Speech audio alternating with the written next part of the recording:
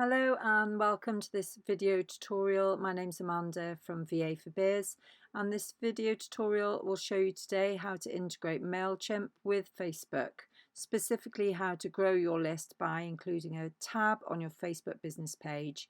So navigate to your Mailchimp account and select the drop down arrow next to your name in the top right hand corner and select Account.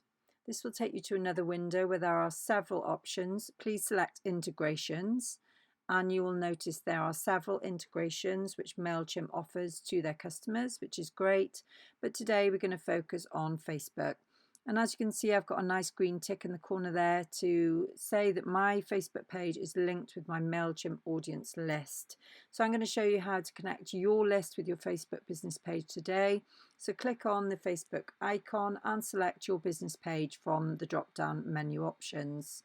And that will tell the system which Facebook page to post the sign up tab into.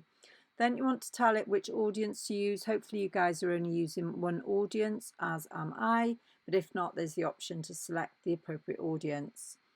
Then you want to tell the system, yes, you do want to include a sign up form tab on your business page. And then you can select the design of your form. I've just gone with the default one, but there is another option there for you. And then you can add the name of the tab, for example, email sign up, or I've got sign up here, or you could include anything you like. And then click the save button. And the system will tell you if you've been successful in creating that sign up form. Then you want to test the connection by clicking on test connection, and hopefully you'll get a nice message in the box there saying, yay, we can access your Facebook profile. Then to test this yourself, I would suggest that you go to your business Facebook page, click refresh, and hopefully you will see in the menu list there a sign up tab for your newsletter list. And as you can see, there's mine there with email address, first name, last name and birthday, and a nice big subscribe button.